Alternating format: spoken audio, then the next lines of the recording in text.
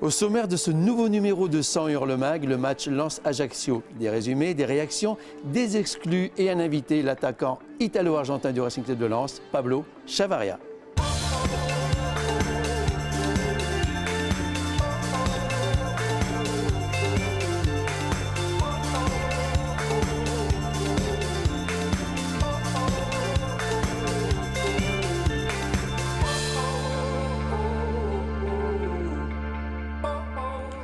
Bonjour, heureux de vous retrouver pour ce nouveau numéro de 100 Hurle Mag.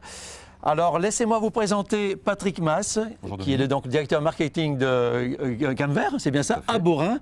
Alors, juste avant de retrouver Pablo Chavaria, un petit tour. On y va? On est parti. Allez, suivez-nous.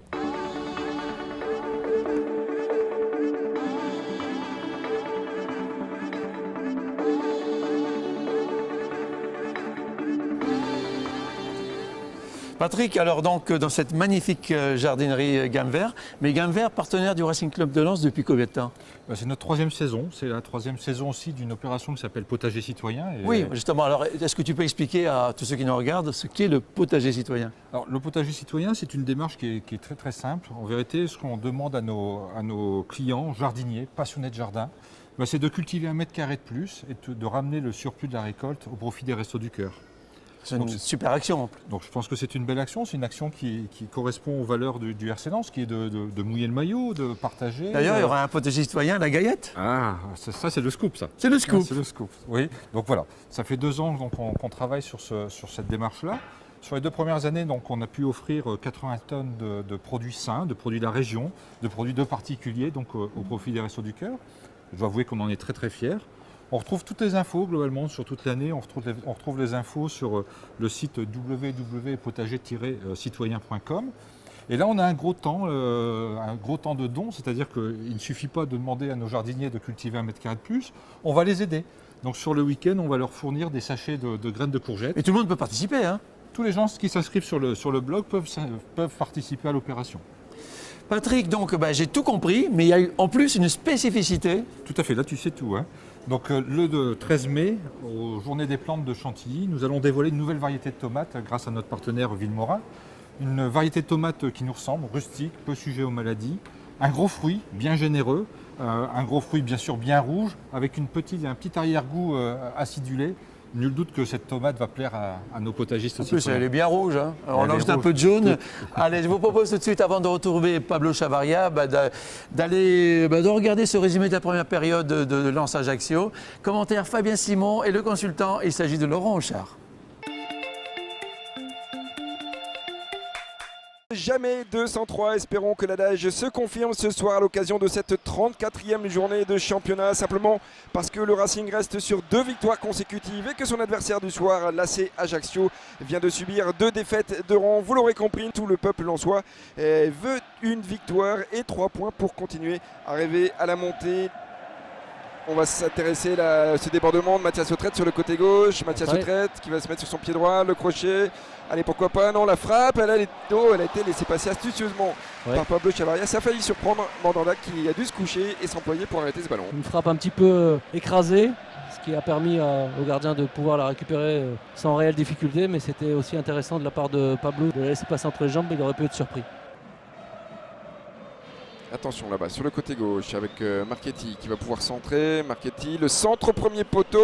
Et oh là là, ce ballon qui traînait. Un dédoublement côté gauche, un centre qui paraissait relativement anodin. Et finalement, l'attaquant ajaxien s'est retrouvé dans les 6 mètres. Abdulba, long la ligne sur Kenila qui va s'efforcer là de déborder. Il a tenté de centrer, il est contré. Finalement, il récupère le ballon sur son pied droit. Il va pouvoir centrer. La tête de Damendia qui était décroisée. Il était compliqué à faire. Et Rifi Mandanda qui s'est détendu sur son côté gauche avant de capter le ballon. Diallo. Ouais, il est contré. Allez, ça va profiter à Pablo Chavaria sur le côté droit qui a un peu de champ libre, qui peut lever sa tête avant de feinter le centre. Allez, pourquoi pas la tête. Oh, et la superbe parade de Rifi Mandanda sur cette tête de Jean-Philippe Gbamin. Et ce très bon service de Pablo Chavaria. La tête décroisée malheureusement qui finit sous la barre. Et Mandanda qui s'est détendu. C'est un petit peu difficile parce qu'il n'a pas pu frapper le ballon comme il fallait. Et elle est un peu flottante et le gardien d'Ajaccio a réussi d'une claquette à la remettre en corner. Pablo, entraînement ce matin, ça s'est bien passé?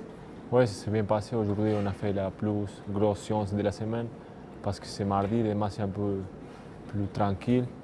Et jeudi, c'est le jour avant le match, alors on se prépare bien aussi. Bon, match alors, Pablo, on va revenir sur Lens Ajaccio. On vient de voir la première période. Alors, l'équipe voulait bien faire, quelques timides tentatives, mais c'est insuffisant quand même.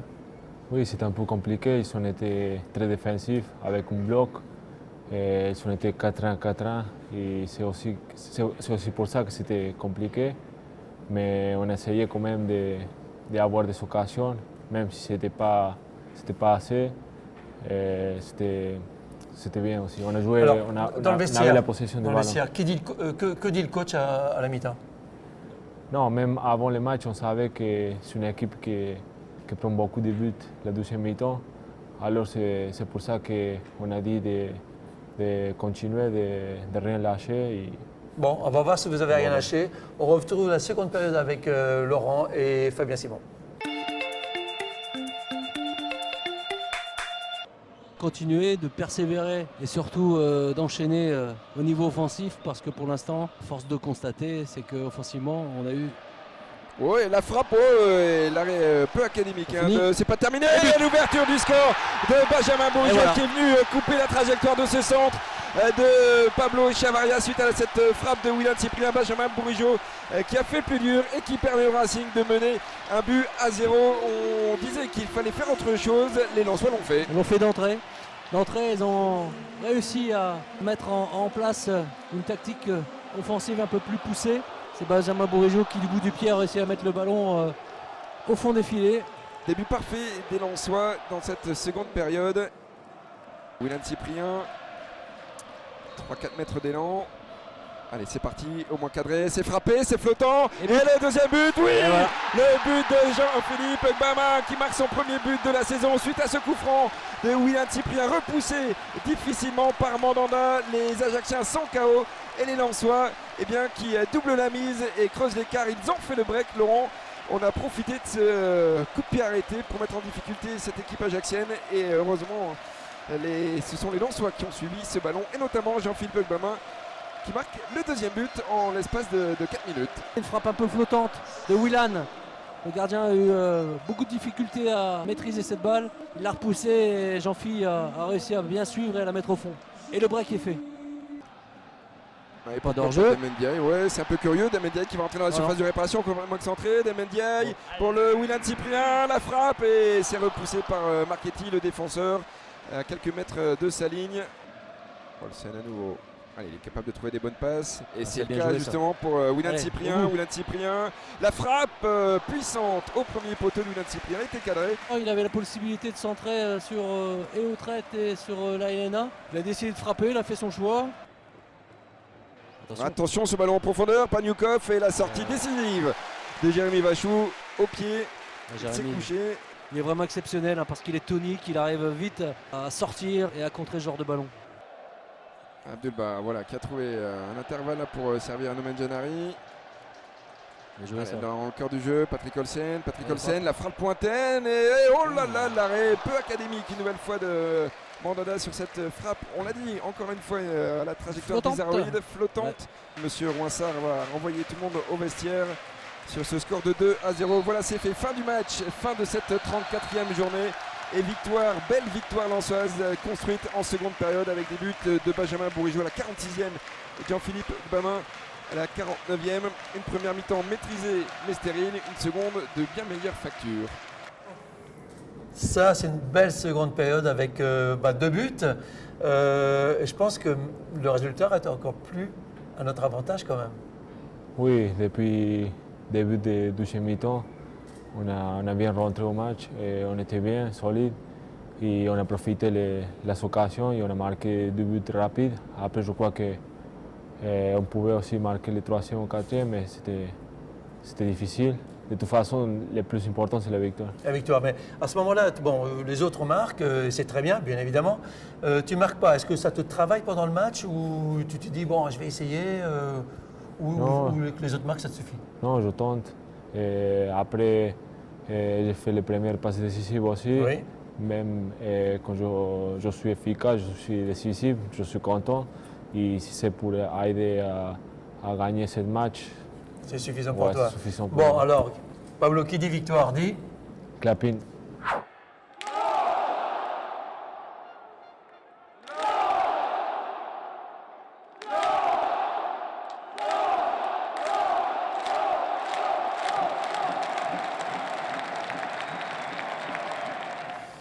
Bon, Pablo, évidemment, ces images, on aimerait bien les voir pour les 4 derniers matchs qui restent, ce clapping ou la communion avec les supporters. Allez, on va jeter un petit coup d'œil sur ce classement. On monte, on monte, on monte, on grignote, on grignote. Donc, on se retrouve 4e à 1 point du podium qui est au FC Metz. Ça te fait penser à quoi, ça? Non, il ne faut pas s'enflammer non plus. Nous, on sait bien qu'on vient de loin. Après, je crois qu'il faut aller match par match. Le plus important, c'est de gagner contre Nîmes vendredi. Et après, on verra. Tiens, avant de revenir sur le match de vendredi, qui évidemment est important comme les autres, tu es là depuis 2013. L'avenir de Pablo Chavarria, c'est quoi? Au Racing Club de Lens? Je ne sais pas, j'ai plus de contrats ici. Pour le moment, je pense à gagner les 4 matchs suivants pour monter. C'est ça l'objectif personnel et de l'équipe. Alors, j'ai la tête à ça. Uniquement ça. Ouais. Alors, juste avant de se quitter, on a besoin des supporters. Est-ce que tu as un petit message à leur dire? Nous, on va tout faire pour monter. Vous êtes là depuis le début. Il ne faut pas lâcher non plus. Alors, par chaque match, il faut avoir du monde. Il faut du soutien. Ouais, c'est ça. Voilà, Pablo, merci. Écoutez, quant à nous, un petit au revoir, mais j'en profite aussi avec Louison le petit cochon qui vous dit au revoir. Et puis merci à tous nos supporters, qu'on les applaudit, qui sont venus nous voir ici. Rendez-vous la semaine prochaine. Ciao, ciao.